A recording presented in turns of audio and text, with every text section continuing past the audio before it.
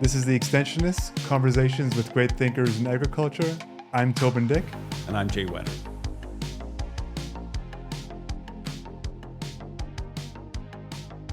Hey, Toban. Hey, Jay. We're going to be talking with Gerry Friesen today. Excited about it. I am too. Yeah. And in the podcast, I hope I get to why I thought I would want to talk to him or why we might enjoy it. But I wrote a column for Canola Digest in the September issue, and it was about social sustainability. What is that?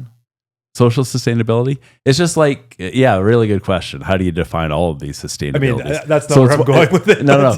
So we have in agriculture, there are three sustainability platforms. One is economic. You need to make money to be sustainable. Mm-hmm. One is environmental. So you need to protect the farm and the land in order to be sustainable. Mm-hmm. And the other one is social. So you actually need you need your social fabric, you need your family, you need yourself kind of operating at a good social level to be sustainable. And I think it's more community. Yeah. It's community related.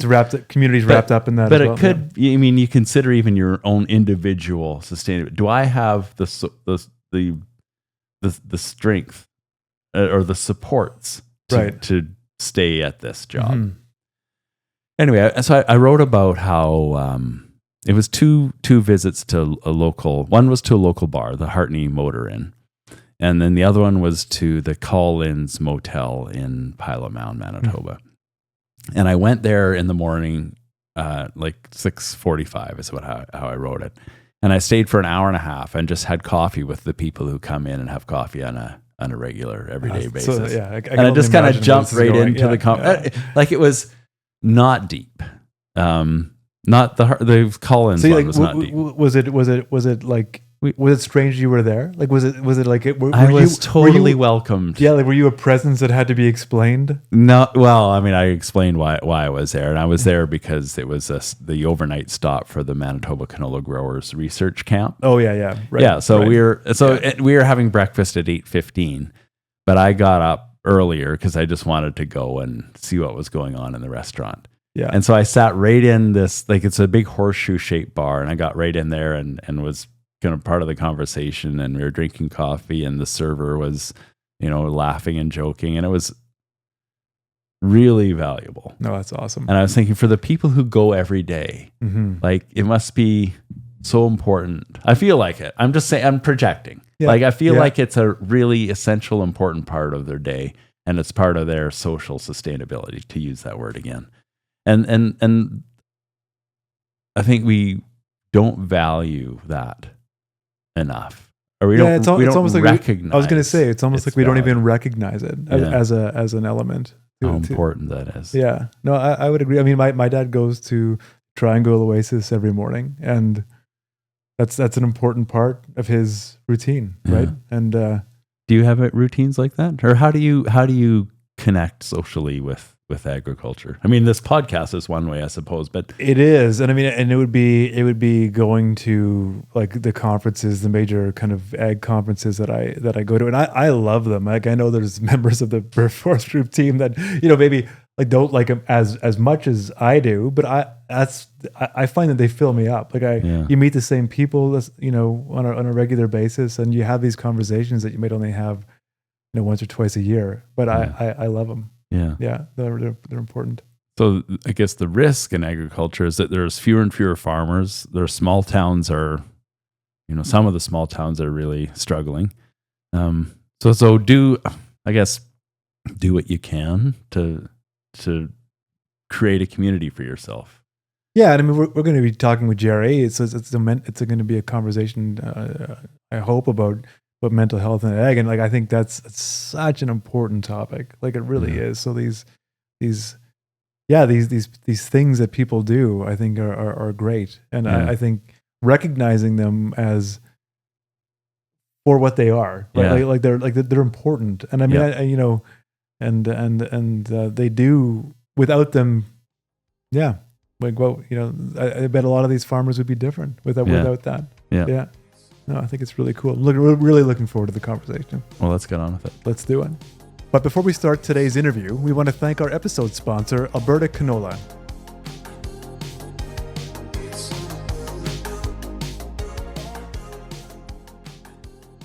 Wondering what's next for canola markets amid trade and tariff uncertainties?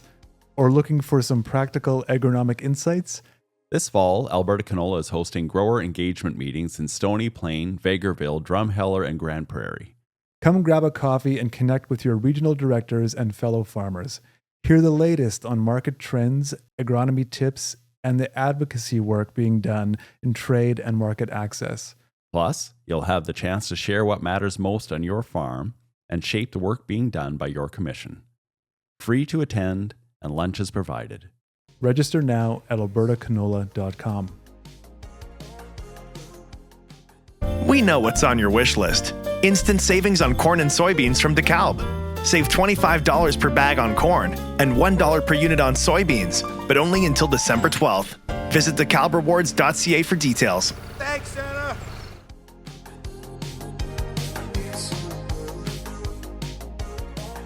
Welcome, Gerry.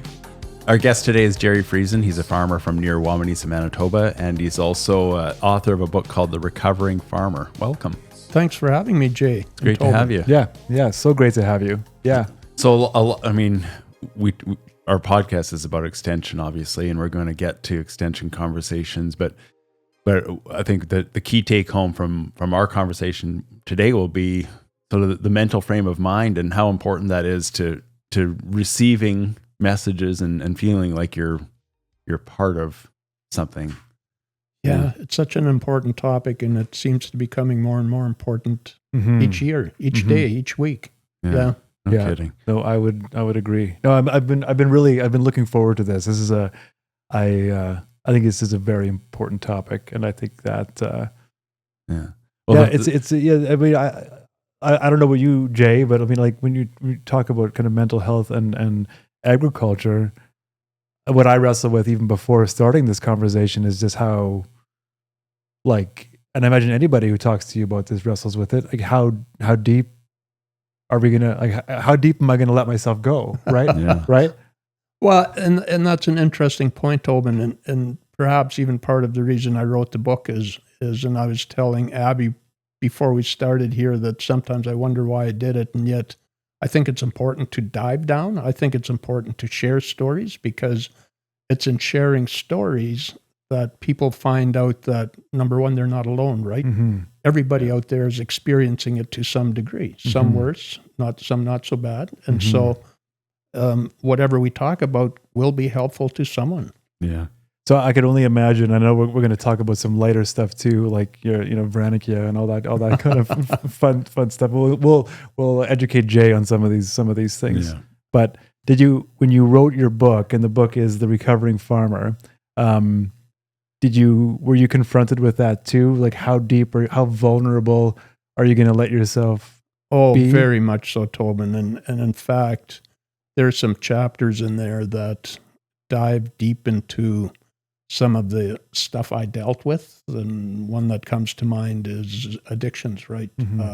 I used alcohol to cope, and that just led to bigger problems. And so when I would dive into that and reflect back to those times, it made me pause. And in fact, at times made me put the whole project aside because I just didn't want to go there anymore. And yet at the end of the day, it was incredibly therapeutic because very often people that deal with the mental illnesses that I deal with, anxiety and depression, often look in the rearview mirror and think life was a waste, right? And yet, as I found out, reflecting back, yes, there was some garbage that I would just as soon not have remembered, but there was a lot of good stuff too. Yeah. Were you going to ask something? I'm just going to, well, you said you wondered why you did it, as in writing the book. I did. So why did you wonder? Jay, if I had the answer, I'd give it to you, but I still sometimes wonder, although the response I'm getting from a lot of the people that read it is very positive. It's helpful. And when I hear that perhaps some messaging in my book has helped someone turn their life into something more positive, it's worth it, right? Yeah. But people ask me why I wrote it, Yeah. and I can't clearly answer that question. Did you start the project for yourself? Like, as therapy for yourself? Was it journaling that led to the book, or was okay. I started a writing project in 2010. That's 15 years ago. Someone challenged me to write a weekly blog, so I did that. And on this topic, were you already kind of thinking about this, or did he? Oh yeah, no. Yeah. If we go back in my history, that was right around. Well, it was 3 years after I started doing some work for the Manitoba Farm and Rural Stress Line. I was diagnosed in 2004, so all these years later, I was understanding mental illness better. I had been challenged to talk about it publicly. I had started doing that, and so I started writing. And so, you know what? Some of the blogs are on mental health. Some of them are on the conflict management work I do in my other life. Some of them are storytelling. Some of them occasionally I try and be a little humorous, right? Just whatever. And so to your answer to your question is, in a sense, it was journaling. Yeah.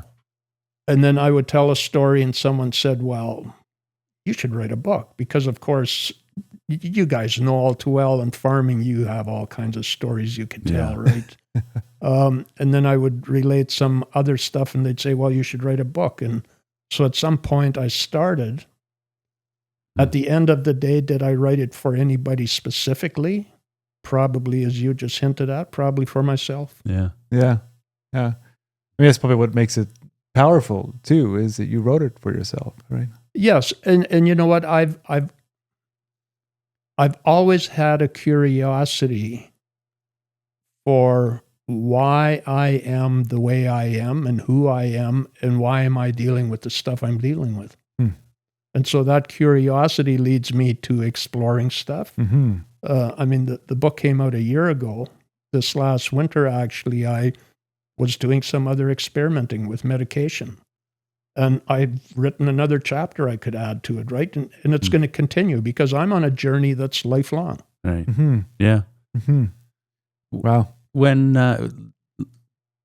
what was Gerry Friesen, the high school student, like? Did you go to high school in Wawanesa? I did. Yeah. So what was it like on the farm and in school? Like, was it a enjoyable time for you, or were you feeling stress and some of this mental health at that time even? I always say I was diagnosed in 2004.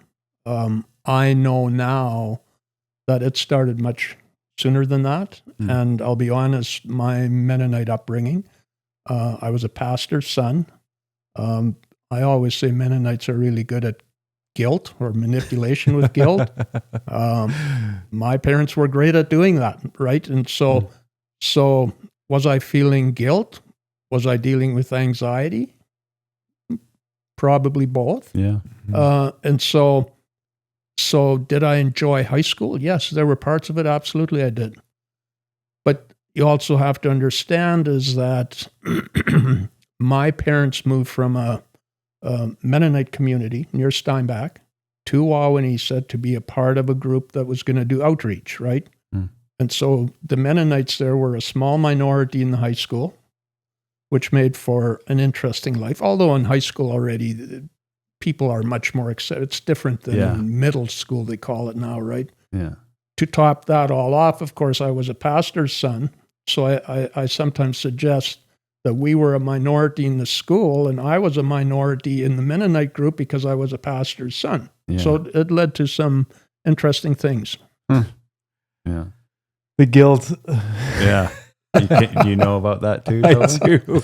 Well, and I've had an argument with a Jewish friend who says, "Oh, you guys don't know nothing about it. We do." And then, of course, the Catholics, so we've all got our stories. Yeah, right. Yeah. Do you? I'm going to say, I know Jay well enough now to kind of know that I knew that answer before I even asked it. I mean, I feel like I could probably contribute more to the good of society, and I'm driven by like that social, by a social obligation, I would say, but I don't have a religious ingrained guilt, perhaps driven by, not being good enough in the eye of God, say. I'm not sure. Actually, I don't know where that guilt comes from. Yeah, because I didn't grow up with that sort of that culture. Right. But like it's not tied to eternal damnation or salvation. No, that's right. I grew up in the United Church. Maybe that says all you need to know. There you be. I know Abby, our producer, doesn't like to be called out, right? But she did just write on the whiteboard. She wants to know what your definition of Mennonite is. Okay, that's. I'm also really, very curious about this. That's tough. Yeah. Wow, putting me on the spot. Well, I guess like the literal definition would be someone, a follower of Menno Simons and the Anabaptist tradition. Yes. And so that would be like the broad sort of definition that brings the Mennonite community, or I guess defines the Mennonite community. But I mean, living in Manitoba, you can't help but know a lot of Mennonite people, especially Manitoba agriculture. And I mean, the Mennonite community is as diverse as any, I would say. And right. My Whetters are from Cornwall, England, which is a Celtic part of England. My mom has Scottish. So when I go back like 5 or 6 generations, it's 100% British Isles. So I am inbred, if you could say that, in terms of being all British and brought up through, like I said, the United Church. And then my family they were all of the UK religions, Methodist, Anglican, Presbyterian, all those. And they each have their own guilts, I guess. It is a powerful tool. Yeah. You know what? This is the first time we've had a conversation about religion. It's interesting. That's true. But I mean, it seems to be kind of at the root and guilt in some cases. And how deep do you want to dive? Yeah. Jay, how deep do you want to dive? Well, let's go straight to that food you were talking about. Speaking of Mennonite, well, I know, I was like Mennonite traditions. Well, we might as well go over to the food, and then so we've done the religion. We've done like the history, and now we'll talk about the food. Well, I got to laugh because this is again a throw to our producers for the podcast. Is on the pre-notes it says Gerry's favorite food is egg noodles with a cream gravy. And in my head, I'm like, well, we're Gerry Friesen, Mennonite. He's talking about Vrenikia, and I'm like, why didn't Ashley just write Vrenikia? Yeah, that was all for me. Okay. Was it? Yeah. It's all for Jay.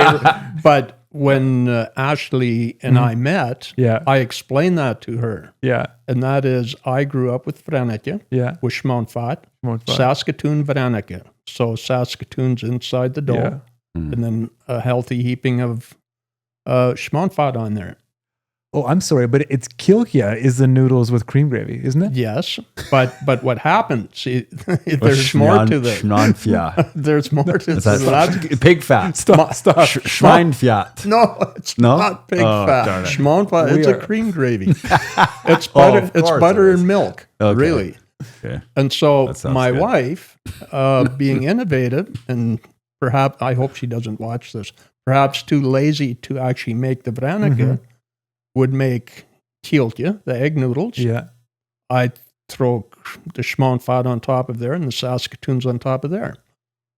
Eat that, and my gallstones had a blast. Oh, yeah. It's like a deconstructed. Yes. Yeah. In fact, she calls it Lazy Man's Vrenikia. Oh, it's perfect. Right. Yeah, it's perfect. Is that the title in one of like those Mennonite treasury cookbooks? Is it the Lazy Man? It just might it be. Should be. It just might be.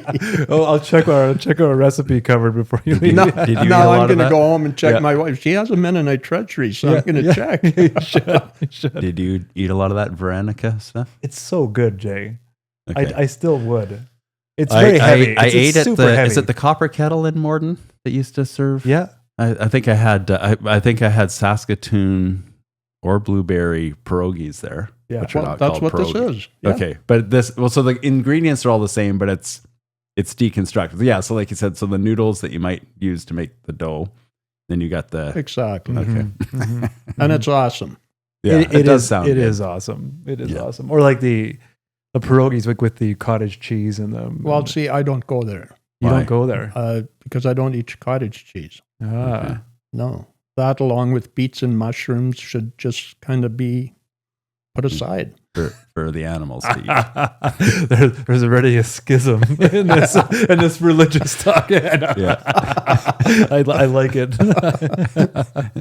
No beets, no mushrooms, That's no right. cottage cheese. That's Anything right. else you don't like? Oh, no, let's not It's go a long list. Well, you know what? You want a story is back in the 90s, I went on a government trade mission to Japan, right? Yeah. And of course, Japanese cuisine and raw fish. Yeah. And one day I'm sitting with a gentleman at supper time, and I'm having a tough time adjusting to this Japanese food. And I found out he had been in Manitoba the summer previous chaperoning a 4-H group.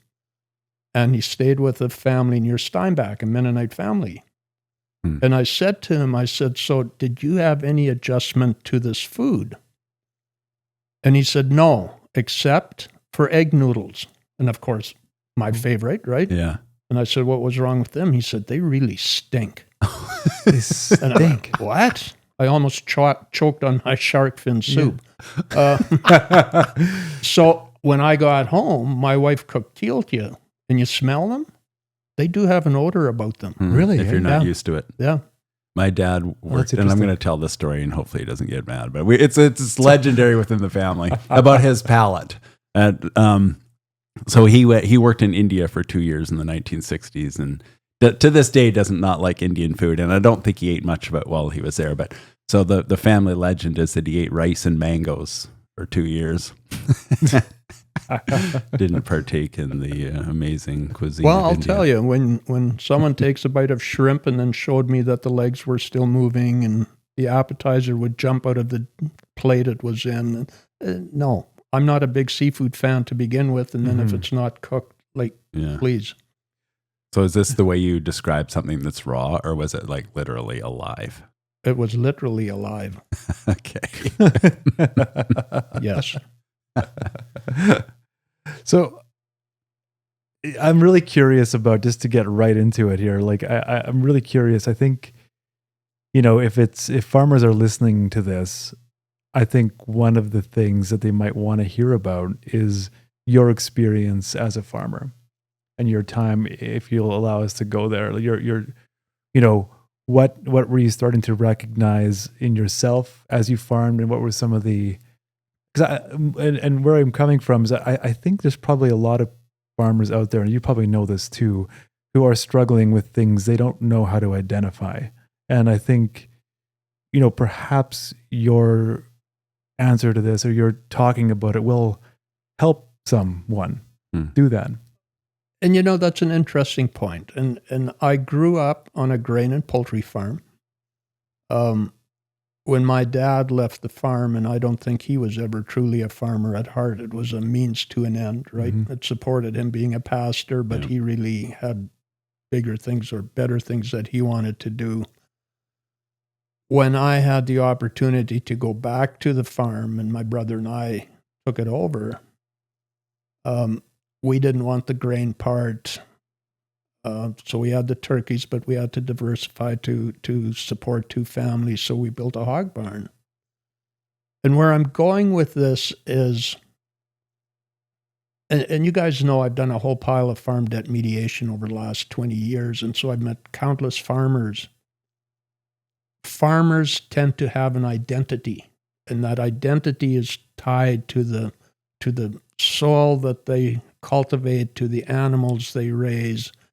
And when that identity is threatened, it just, they feel lost. And so in farm debt mediation, for example, if there was ever talk about, having to downsize or to sell, or God forbid something even worse like bankruptcy, it was like, but what will I do if I don't farm?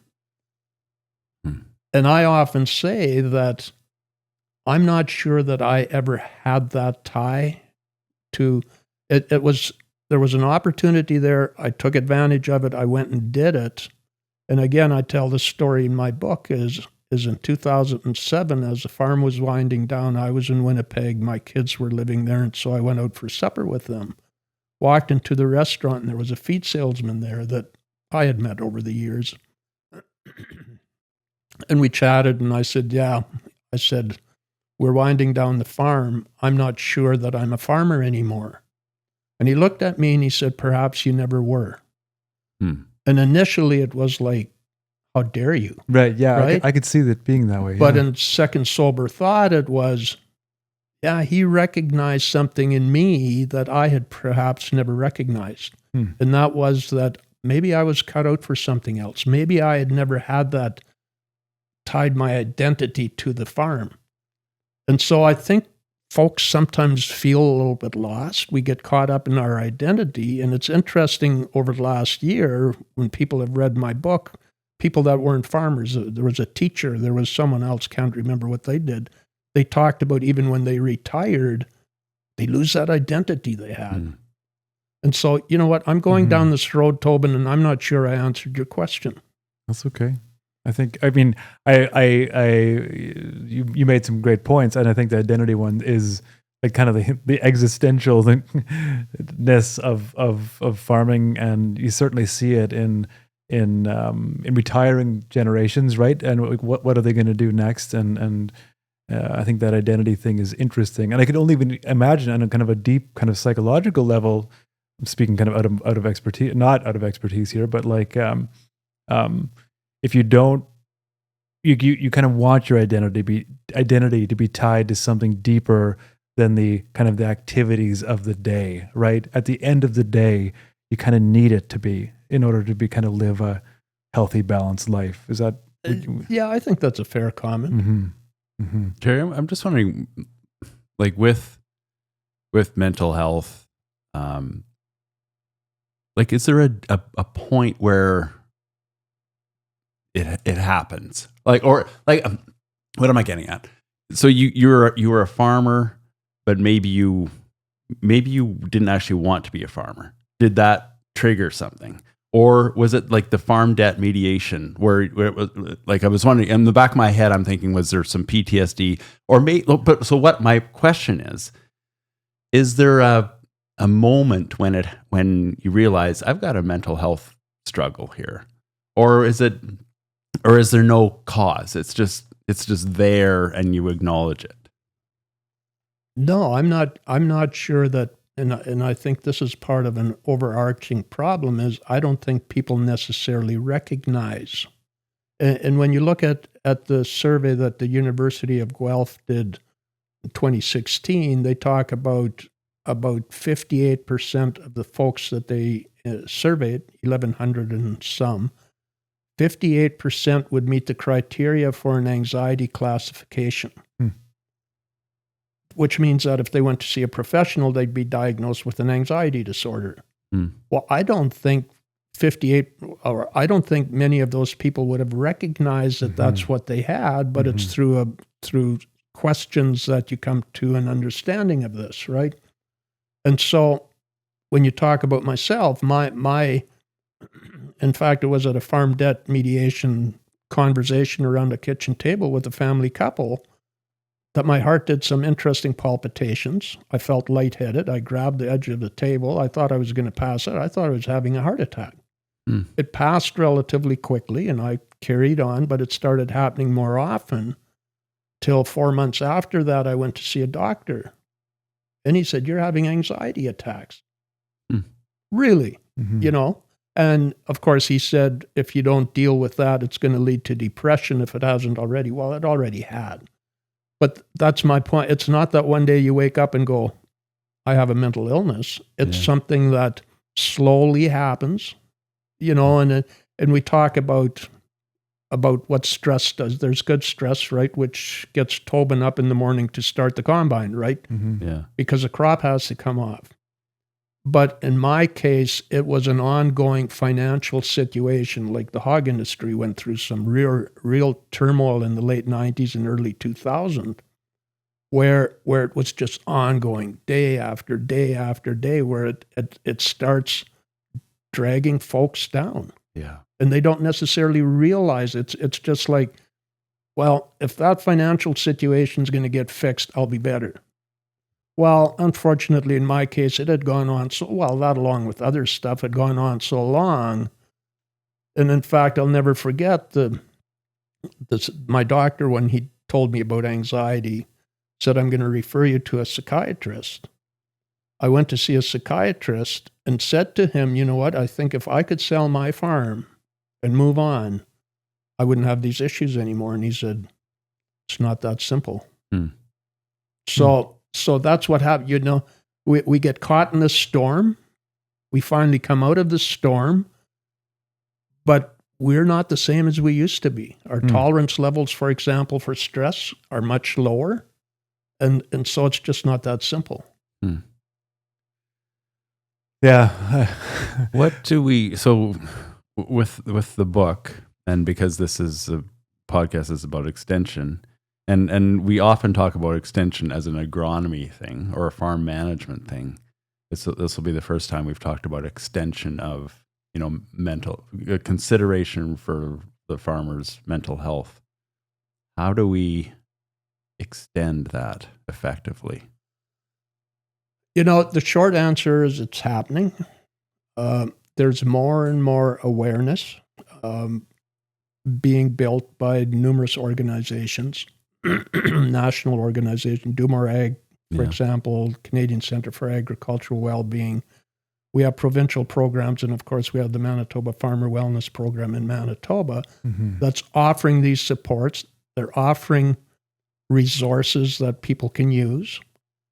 And I think it's a matter of ongoing building awareness, making sure that everybody out there understands the fact that stress management and stress management tools are just as important as that toolbox full of wrenches. And we got to make sure that people are equipped with those. What happens when you phone that number? Like, what is so someone who's never called that wellness number? Well, it's actually not a number, Jay. It's, we have our website, manitobafarmerwellness.ca. On there is information about us, of course. But if people are interested, they click on book an appointment. Okay. Our 5 counselors pop up. One of them's on maternity leave now, so 4 of them active. Yeah. And they find the one, they can read their bios and credentials, and they can choose the one that they think they would feel comfortable with, and they directly communicate with the counselor. So, excuse me, as a CEO of the organization, every month I get some statistics, but very little. There's no names involved. It's all so confidential. And so I know how many clients are taking advantage of the program.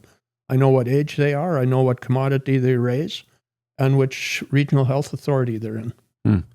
So just going back to the 58% from Guelph, that Guelph study, was that 58% of farmers? 58% of the 1,100 people that were surveyed. Yeah. Okay. Yeah.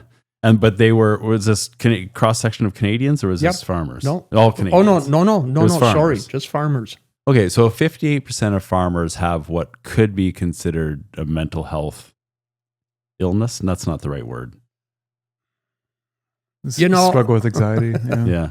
Yeah. And I know people shy away from, well, I'm not mentally ill. Yeah. There's still a stigma, taboo to that, that name, that tag. Yeah. But in essence, yes. And what is the right word that I should use? Well, I'm not sure there is a right word. They're dealing with anxiety. Okay. So 50, right? So I get that. I don't want to get into the weeds on that necessarily, but 58%, which means across the prairies, let's just say there are 100,000 farmers, just for the sake of a round number. So these call lines, Do More Ag, etc., they should be getting calls from 58,000 people. Are you anywhere close to that? I mean, I shouldn't say they should be, but they could. No. They could be getting calls from 58,000 people. No, we're not anywhere near that. And how do is it all stigma related? Or is it not recognizing? I mean, you said in a lot of cases, these 58% don't really recognize that they have something that they could talk to somebody about. Absolutely is stigma related. Yeah. I've been told I can't say this, but I still do, is men react differently to stress than women do. Women talk, and this is a term I used in 2010. Women talk about it and men kill themselves. That's harsh, but that's the reality of it. I grew up and whether it's Mennonite or United or whatever it may be, I grew up being told that if you're dealing with stuff like this, it means you're not working hard enough, you're not praying hard enough, your faith isn't strong enough. Oh, yeah. And so and I said before, I started talking publicly about my own journey in 2010, and there was very little uptake at the time. The Laura Rances of the world interviewed me, but other than that, the subject died pretty quickly. And if I would get asked to speak at events, they would say, well, we'd like you to present for 30 minutes and we're going to give 10 minutes for questions and answers. And I always laughed. I said, you won't have any questions because people aren't going to do that in public, right? Because not even ask for a friend. I sometimes in a presentation say, okay, get up and ask a question. If you don't want to be identified, say you're asking for a friend, right? Yeah. But that's changed. And there are more people that will publicly say, yes, I have a question. How do you deal with this? Yeah. Or even my wife or my husband or my kid are dealing with these issues. How can I help them? So the stigma is reducing. Yeah. And there's more people reaching out for help, but we're still not where we need to be. Well, could we just say everyone should, maybe obviously these programs aren't equipped for everybody to make a appointment. But, well, you know what?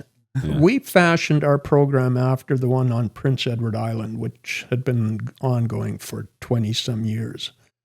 And just before, the year before our program started, which was 2022, Prince Edward Island has 1,200 farmers. The year before that, 300 of them had reached out for help. That's 25%, right? Yeah. Well, we have 14,000 farmers in Manitoba. And if you're looking at 25%, well, do the math. We're not anywhere near there, but it's increasing. People are talking about it. Yeah. Yeah. Go ahead. It's such a... And I'm happy you're asking questions, Jay, because it's like in my head's just going all over the place just because it's so fraught. It's so fraught. You're in Winkler here. You're just north of Winkler, right? Very religious community. And mental health is I can appreciate that the trajectory is going in the right way. And I think that's great. And it's worth celebrating because it's going to be incremental progress like anything is. And that's worth a lot. But what Jay doesn't know because he didn't grow up but you tie in that religious component, you tie in just that cultural, if I'm going to talk to, let's say, my parents or whatever about anxiety, they would listen to me. I'm guessing they would. But there would probably be no reciprocal recognition of their own anxiety. I mean, and that could be a number of things. And the reason I talk about this now here is because I think there's multiple approaches to this. One where they know they have it, but they're not going to talk about it because they don't talk about those things. That's not what they do. It's very stoic. It's a very kind of it's very insecure. You're showing weakness. You are kind of a lot of these Mennonites feel like they're still being persecuted, or if they're not being persecuted, they find that red herring. They find something to be persecuted for. So if it's going to be a weakness, they're going to feel preyed upon, right? If they let that out. So, and then there's another camp entirely where they don't even know how to recognize if they're anxious or not, because this is what life has always been like for them. And it's what their dads did in the farm. That's how farming is. It is crappy, hard, just tumultuous or whatever, right? Work. And so I think there's a lot of farmers operating in that environment right now. And I'm pretty sure you'd agree with me. Your nodding head suggests you are, but for sure. And then you tie in kind of a multi-generational aspect to it. And it's always been a theory of mine that a lot of innovation has stagnated in these environments where, there's no connection. There's anxiety. There's generations not being able to talk to each other because you just don't do that. So everything just kind of, yeah. And you know what? I in one of my farm debt meetings I had with a father and son, I'm talking to the son who was probably 30 years old at the time. And he was telling me that when he went to the barn, there was stuff, he found it difficult to put his boots on the right way. And there was some other stuff he was describing to me. And I said, you're dealing with some mental health stuff. And you need to go see a doctor. Well, he said, can't I just go see my pastor? And I was instantly a little upset. And I think it's because of my personal involvement in this mental health stuff. And I just said, would you go see your pastor if you broke your leg? Mm-hmm. Yeah. We have to get to the point where we understand the fact that a mental illness is no different than a physical illness. And there's ways and means of dealing with that. Am I throwing faith and spirituality out the window? No. Those are great ways of coping with stuff. I get it. I understand it. But it's not, if you're having an actual mental illness, it's not a fix for it. Yeah. I guess I should add something that even though I don't have like that religious guilt, I do feel like stress and anxiety and sorry for throwing. No, not at all. I just wanted to say that like it's not that I feel like I'm not doing right by God or not doing what God expects of me, but I do feel stress in other ways. So I just wanted to say I'm not because I wasn't brought up that way. It doesn't mean that I'm without stress for sure. Oh no, absolutely. And that's why I always clarify. And I know that there's some people that take exception. And although I felt good about this back last fall, I did a book thing for a group, an accounting firm, put it on. And there were some fairly religious people in this group. And the same topic came up. And I said, I apologize up front for saying this. I don't want to step on anybody's toes, but I feel strongly that we need to deal with mental illness differently than we have in the past. And going to your pastor isn't necessarily going to do it. And you know what? They came up to me, two of them, who are in a stricter Mennonite sect than I am or was, came up to me and said they fully agree with that. So it felt good. And I think that's just another sign that we're making progress. Yeah. And I think it's worth, like, for the purpose of this conversation we're having right now, just to remind people that it's okay to reach out. And what would a parent or a child or a relative or a friend do when they see someone who might help from an appointment or a conversation? What should we? There's no easy answer for that, Jay. I tell people that it's difficult. You're watching this person. It's difficult to push them where they need to be. You can't do that because they're going to resist. What's helpful is to sit down and say, I'm here. We don't have to say anything. I'm here to listen. I'm here to be quiet with you if that's what you want. One of the most impactful experiences I had is I had gone on medication in 2004, went off of it in 2005 because I thought I was good. And then there was a life event that happened that pushed me right pretty much over the abyss again. I show up at the hog barn and my neighbor shows up. And I'm sure he could tell I wasn't in a good place. And he said, hey, are you okay? And you know how we say, oh yeah, plugging along, another day in paradise, whatever. Yeah, I'm fine. For some reason, I took the advantage of that morning and just started talking. Wow. And he sat there and he didn't provide answers. He normalized and validated what I was feeling. And he just was a safe listening ear. Amazing. And that hour he spent with me was the impetus I needed to take that next step and reach out for help. So that's what we can do. We just interviewed. Provide safe spaces. Yeah. We interviewed a person for the podcast. I don't know whether she's going to air before or after you, but she said, "You tell me if that you like this." But she would say, "Okay, how are you feeling today between 1 and 10?" And then if you said 6, and then she would say, "Well, how do we make that a 7?" Like, do you think that works? Like, it was kind of an agronomy, but also a person. Like, I think she had 2 reasons to do this. It was like, I kind of want to respond to this. yeah, definitely do, because obviously I want to hear from both of you. But I would say no, just because it is like, it's so important to, because you're not trying to change that. In Gerry's example, it wasn't like, I wasn't there to make Gerry feel better.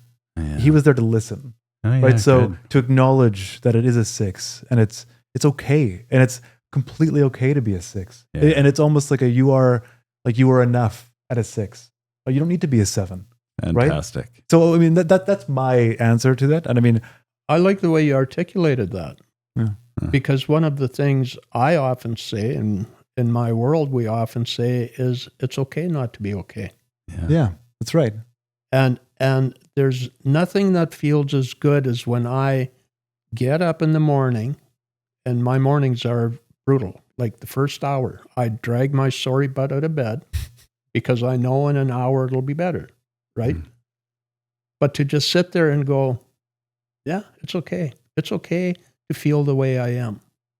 In fact, I was chatting with a friend of mine this morning and talking about, and this is going way off down a path, but talking about anxiety, and so he was refusing to go on a trip with his wife because it made him anxious. He wasn't going to partake in the golf club championships, because it made him anxious. And I said, dude, you have to learn. Yes, there's some things we don't need to do if they create anxiety, but other things, walk towards it. Because if you don't, you're going to end up on the couch in a fetal position, covering your head with your hands because you don't know, So it's a matter of trying to distinguish which is which. So back to your friend. So walk towards it, because otherwise you're in your house or your couch and you can't do anything maybe. But I want to hear about what your friend. I want you to tell me again what your friend did right that day when you finally decided you wanted to talk. He sat down with me and listened. He normalized and validated what I was feeling. And I've heard people say this. What does that language sound like when you normalize and validate? What did he say? Or did he say nothing? I get it. That makes sense to me. Yeah. I don't think he even, and this is 20 years ago, I don't think he even said, well, if I had, I would do this. It was more just, I get it. So back to my 1 and 10, you didn't need to hear from him, how can I help you? No. Right. He helped me by listening. And that was huge. Because we have, can I go down this path? Yeah, please. We have these thoughts running around in our head, right? And when you're dealing with anxiety or depression, these thoughts can take you all over the place. And half of those thoughts are BS to begin with, right? But they're there. And so when you just leave them in your brain, they stay there and percolate and don't go away. When you verbalize something, and that's what I did that morning. I verbalized everything going on up there. And what happened is when it started spewing out, number one is I came to the realization that half of what I was saying sounded bizarre, bunch of BS, right? And the other part was I was relieving a load that I was carrying. And it might be that some of what I talked about, I probably might not have felt comfortable sharing with my wife or with my kids. Or with my brother, right? But it was someone that I felt safe sharing this with because I knew he'd go home and I knew that he wasn't going to talk to other people about it, and I felt comfortable with it.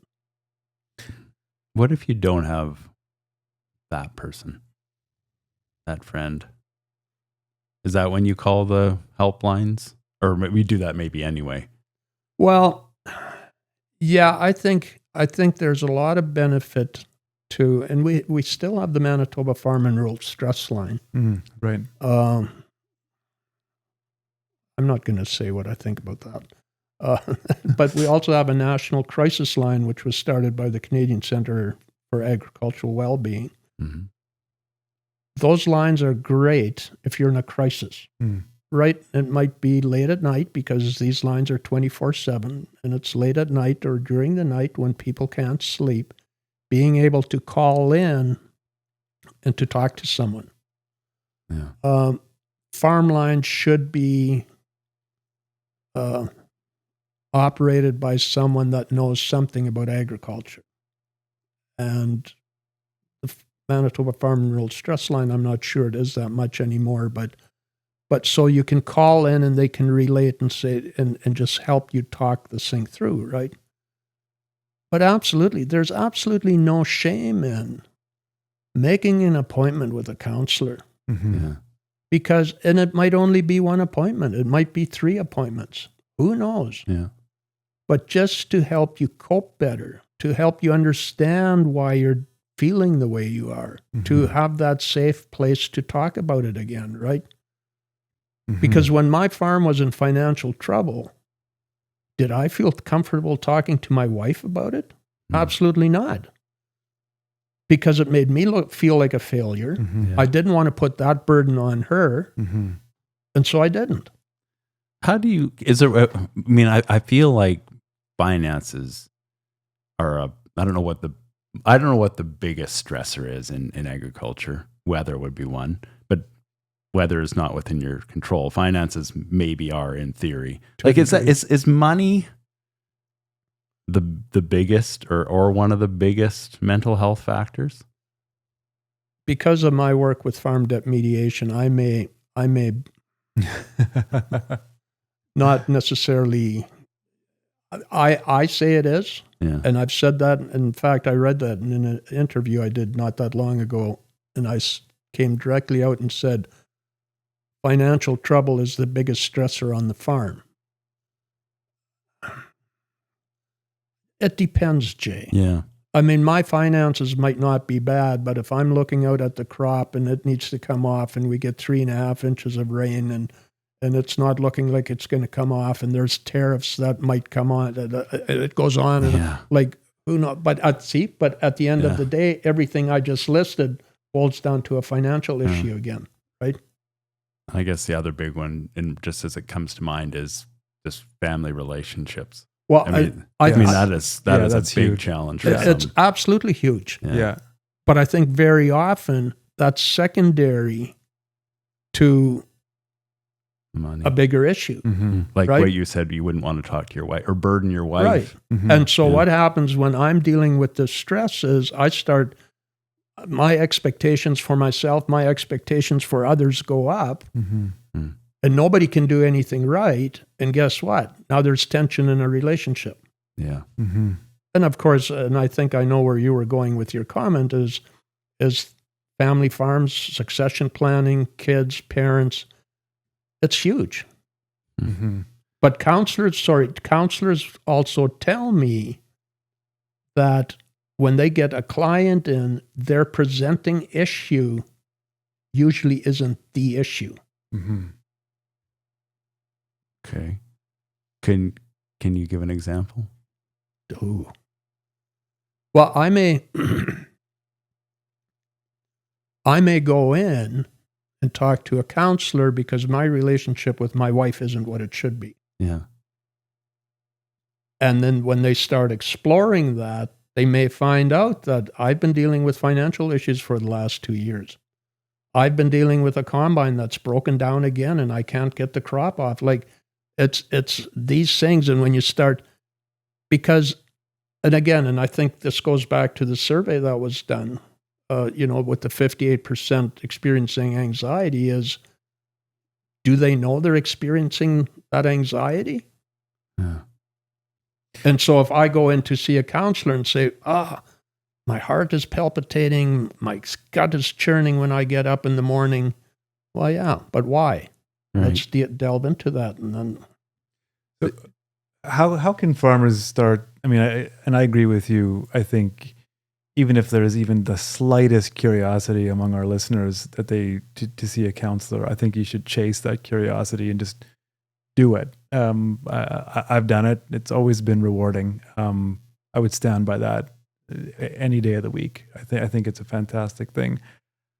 I think, one of the things that I've personally worked on, farm and working with, multi-generations on the farm, and then running Burr Forest Group, and then, managing people and, working in this environment is learning how to live with anxiety is essentially, right? It's a strange bedfellow. But so for me, it's on a regular basis, learning to recognize what I'm anxious about. And that is not so easy, right? It's not an easy thing. So among our listeners who might be kind of dabbling or aren't quite there yet, how would you start to recognize even the fact that you are anxious and then those specific anxieties?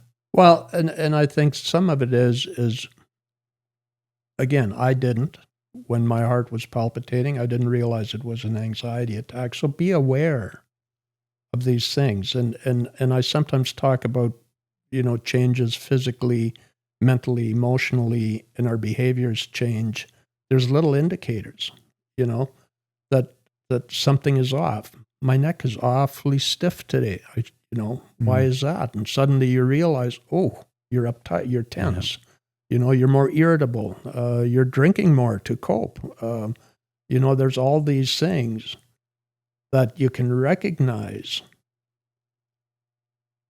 But there's also a time, and I deal with this a lot, is I'll get up in the mornings and I have incredible anxiety. And I'm going, why? Well, there is no specific reason. But then to change the thought pattern to something else. And people sometimes ask me, whether you use gratefulness to deal with anxiety. Well, there was for years that I would have told people to bugger off if they would even suggest that to me, right? Because no, I don't find anything to be grateful for because I'm anxious and I'm dealing with this, and this. But I've also found now that if I take a moment and go, wow, I'm fortunate to be where I'm at today compared to where I was at 20 years ago, 15 years ago. I have all these things to be thankful for, and really nothing that should make me anxious. It can shift your thinking. Mm-hmm. Last time I talked to you was after a presentation you made to the Farm Writers Conference. That might have been Regina. BC. It was BC. Yes. And then I did this column for Canola Digest on, and I included some of your thoughts. But you talked about just very simple day-to-day encounters with people and how those help you. And I to this day, I think almost on a daily basis, that thought comes to me. And I'll go for walks down the street and I'll just say hi to all these people. And it gives me a real charge. And does it give them a charge? I'm not sure. But I live the I don't know whether you want to know that, but I think you should know that I live that advice now on a daily basis. I love it. So how would you... Toban, yeah. That's why I write a book. That's why I talk about it. Yeah, because it helped one person. There you go. Yeah, It's suddenly worth it. Yeah. It just puts a big smile on my face to get out of the house and just be with people. And I'm more of an outgoing personality, but it feeds me. So how would you? Can you say that does. Again? Why Absolutely. It matters to you? Absolutely. Again, speaking for myself, and I suspect for others, is we get so wrapped up in our thoughts. I pull up to a gas pump. Yeah. Well, most of them are self-serve now, so I go to a co-op where it is. And so the person starts filling my gas tank. I can sit there and just look down and stew about it. I can get out, walk into the store and get ready to pay, or I can take a moment and chat with the person pumping the gas. And it makes my day better and it makes their day better. I'll guarantee it. And when you say you don't know if it makes people's days when you know, absolutely it does. When you talk to the cashier that's ringing up your groceries, just that interaction. And actually this boils down to a chemical we have in our brain. It's called oxytocin. Not OxyContin. Oxytocin is a difference.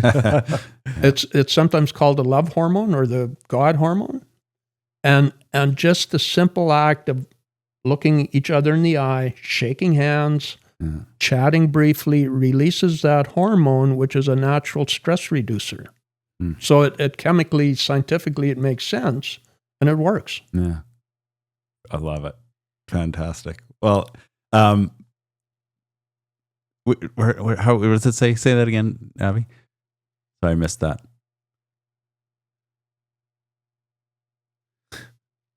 I can't read that far away. Anyway, what I wanted to make sure that we got from you is just when you got the call from Ashley to know that we wanted to talk to you, was there something that you thought, okay, I need to say this? Like, is there one thing that you want people to take away from a conversation with you? I always say, and this actually goes back to someone asking me what I want people to get out of my book. There's 3 things. Number 1 is you're not alone. And as farmers quite often, and you know about this, Toban, you're sitting in a combine late at night, you feel isolated. You're not alone. Others are experiencing the same thing. It's more than okay to reach out for help. Yeah. And there's hope and relief. Yeah. That's fantastic. Toban, I like your "it's okay not to be okay." Was it you who said that, or Well, Gerry? Or maybe you're both agreeing. We both Yeah, did. it's often used in my world. Yeah. And we have to be accepting of that. Yeah. And in fact, someone suggested to me, in fact, I wrote a blog about this, this last winter. I've always had a genuine curiosity, and I think I said this before about why I am the way I am. And I've gone through a handful and more of professionals trying to get help. And the one that finally helped me was one that connected dots for me. Didn't fix me, but connected dots for me. And so that was very helpful, and so I can be proactive about it. But I was also chasing perfection. So if you would ask me, on a scale of 1 to 10, where are you at? I'm a 7. And maybe, just maybe, that's as good as it'll get. And so be happy with that. Don't give up, but go, yeah, you know what? And life is good. What were the dots that person helped connect for you? Like, what does that mean? It means that I went in, and this had to do with my addiction issues and my mental health. Yeah. And so we went back and we talked about what we talked about, my upbringing. Yeah. Not that I had a horrible upbringing, but I always say that my upbringing, church, all of that didn't cause my mental health issues, but they probably contributed to it. Okay. But so she was able to connect those dots. Gotcha. And go, well, this, yes, and this. And I could go down a rabbit hole with this. I'm not going to, but, and so just so I could understand is, Gerry, you are here, and this is the reason why you're here. Okay? Yeah. And from here, I can move forward using different tricks, using different resources. Some work, some don't, but I'm never going to quit trying. And so the other thing that I want to ask about then is, you said that was the 6th person you talked to. So I think the one that connected dots. Yeah, exactly. I didn't say 6. I didn't hear 6. Yeah. There's been probably more, Jay. Oh, okay. Maybe you said maybe it was a number and I wrote down 6, but it doesn't, the number doesn't matter. What I wanted to say as a message to listeners is that you might talk to someone who is not the right person. So don't give up after one conversation. I think that was the thing that I wanted to emphasize. I love that message. It's in my book. Okay. It's something I say when I do presentations and you do this with doctors, with physical health. Yeah. You go for second opinions, right? Yeah. And sometimes third. I went and I talked about the friend that dropped in to talk to me that in 2005. Well, my wife and I decided that instead of going on medication, I should try the talk therapy. Mm-hmm. And with the life I had led up to that point, being involved in agricultural politics in the 90s and stuff, I kind of felt, maybe sounds a little arrogant, but I thought, you know what, I'm going to start at the top. I'm going to go see a psychologist. And went for an appointment, which I thought would be the first of a number of them. And he talked to me for an hour. He found out that I was dealing with these financial stressors. And at the end of the hour, he said, you have to go on meds because you can't afford me. Well, nice. Really? Can you imagine? No. and I hear anecdotal stories like this. And so please, yes, Jay, and I'm glad you brought it up. If that first one doesn't work, even if you're calling a counselor with Manitoba Farmer Wellness, if that first counselor doesn't meet your needs, please go to another one. Don't give up. Yeah. Yeah. Before we wrap up, I do also want to emphasize the importance of listening to, because you mentioned that one conversation that you had, and I know enough farmers to know that listening is not so easy. A lot of farmers are very quick to give solutions, quick solutions. Like you need quick solutions. You're going to just schmade something together, just to use another low German word, just for Gerry's. That's not one I've heard before, schmade. But I know what it means. Yeah, you know from the sound, right? Yeah. You just make it work. So, for anyone listening, also the importance of listening to your neighbor or listening to your friend or family member and not trying to provide this solution, but to just listen and be there. Can I add something to that? Please do. And this happened a number of years ago. After a presentation, a farmer came to me and he said, I loved your presentation, but thankfully I don't deal with any of that. And I said, that's awesome. Good for you. But I said, I know for a fact you have neighbors that are dealing with this. So if you're not, take the time to go check in on them. And that's sometimes all it's needed. Mm-hmm. Yeah. Hey, how's it going? Yeah. Well, this has been amazing. Thank you so much, Gerry, for taking the time. Well, you can tell I get passionate about the subject. Yeah. I enjoy talking about it. Well, and huge kudos and thank you to you for putting yourself out there. Yeah, for writing the book. Yeah. The Recovering Farmer. Because just my little example I gave you, but you're reaching people you probably don't even understand, or not understand. You're reaching them, but you don't know how many people you're reaching. And I appreciate that. Thank you. And where can people get your book? They can buy it off of Amazon. They can go to my website, gerryfriesen.ca, and there's a number of different links on there on how to order it. They can get it directly from me. And that's a Gerry with a G. Gerry with a G. Thank you. Awesome. Thanks a lot, Gerry. Thanks so much, Gerry. It was a pleasure. Thanks for having me. Yeah.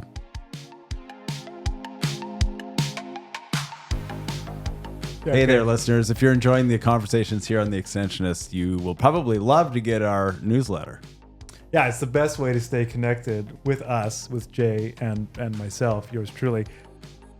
I'm excited about the newsletter, to be honest with you, because I think... Why are you excited about it? So many of our guests have... Sorry. Why are you excited about it? Say that differently, Jay.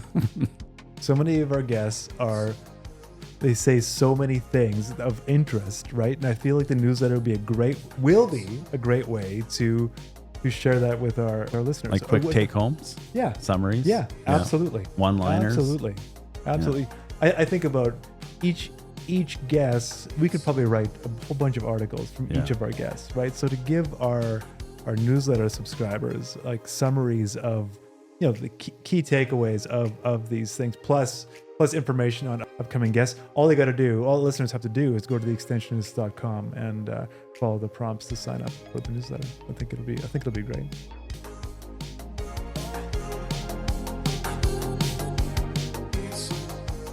So that was a good one. That was good. Very different, but so important. Yeah. Like I feel like, I mean, like I'm in like this weird headspace. Not a weird headspace, but just like this deep introspective headspace. Yeah. I felt like we had an amazingly important conversation. Maybe more so than after any of the conversations we've had before. Mm-hmm. It definitely tapped into kind of a new well for us, I think. But there's no easy way to approach any of that except listening. I think if I had a takeaway, it's just the power of just letting someone talk to you and you know, release all of what's in their head, and you don't have to give them. And this is maybe the hardest thing for people, is that you don't have to try to help them necessarily. Just by listening, you're helping. It's so like I agree. It's so counterintuitive, and I fight with myself on a regular basis in conversations with people to not offer. I mean, it's called, you know, mansplaining or whatever, right? But to just not say it, just like in my head, I'm just like, shut up, Toban. Like, you don't need to say. This person does not need to hear. And what I liked about it was, and what I'm working with on a personal level is, when you work with lots of people, which we all do, it's not telling them what to do. It is listening, and you listen because 9 times out of 10, they know the answer themselves. They're not idiots. Like they know it, right? So they don't need me to tell them. They just need to talk. Yeah. And it's like, they'll figure it out. Like they will figure it out. And it's so hard to put into practice, especially when you are in a position where you're giving people direction or guidance, to kind of know the limitations of direction and guidance, and then take it. And the next level is actually just trusting, like, or listening, and just being like, they'll figure it out. You know, like Gerry in talking was able to kind of chart his own path. Yeah. Right. And that person didn't say a thing. Yeah. But that person, the key thing that person did was sort of acknowledge that maybe Gerry needed to talk. Or like he said, was everything okay? Or what was that opening question? I think it was something very pat. Like, and then Gerry decided that day he wasn't just going to say everything's fine. Yeah, so there's a couple of things, right? Yeah. That guy asked, and that Gerry felt he felt he had the courage to open up. The time was right. Yeah, and then that guy just read the room, I guess, and just realized this is his time to listen. And I don't know. There's something to that. So, you know, when I think about it, and I was thinking about it even at the time as an extension, not that we needed to tie it into extension, but the leap is there. You know, when you have agronomist farmer relationships or whatever it is, that, you know, there is a space for listening, and there is a space for, like, you know, the farmer might actually know what the right answer is. They might just need to get there through, you know, a very kind of passive conversation, or just to have someone to listen. And it doesn't actually go against what other of our guests have said too. Like, no, there is something to that, right? You know, I was doing the Winnipeg Free Press crypto quote a while back. I've never done one of those. No, I enjoy doing them. But anyway, the quote was, "We are all just walking each other home," and by this person named Ram Dass, DASS. But anyway, it struck me, and I kind of wrote it down, and I made a little postcard kind of with it. But the point is that we're all, like, we need to be there for each other. And I don't know whether walking each other home, whether that meant like literally home, or whether it meant like to the end of our lives. But anyway, I think it's great. But the community, like we kind of need each other. Humans are social beings for the most part. Even if you're totally introverted and you went into farming because you want to be by yourself, some parts of your life, I hope you feel like you can reach out to someone. Yeah. Yeah, and I hope, like, you just hope that some listeners have taken that away. Like, there's so much that I want this episode to pack, like, to contain for people, right? Yeah. And I know it can't contain everything, right? Yeah. But what was it? Is it domore.ag? I have no idea. DoMoreAg has all of the resources. Yeah, that's a and so I would Googleable encourage thing. people to go to DoMoreAg and then find out who your provincial service is. Once again, thank you to our episode sponsor, Alberta Canola, who is hosting grower engagement meetings for canola growers across the province. Connect with your regional directors and leading industry experts to hear the latest on agronomy, market outlooks, and international trade. Free to attend. Register at albertacanola.com. This has been The Extensionists. I'm Jay Whetter. And I'm Toban Dyck. Till next time.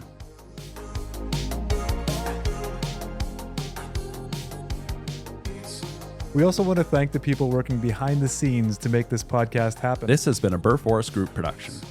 Abby Wall is our producer and editor. Ashley Robinson is our coordinator. And Michelle Holden is our designer.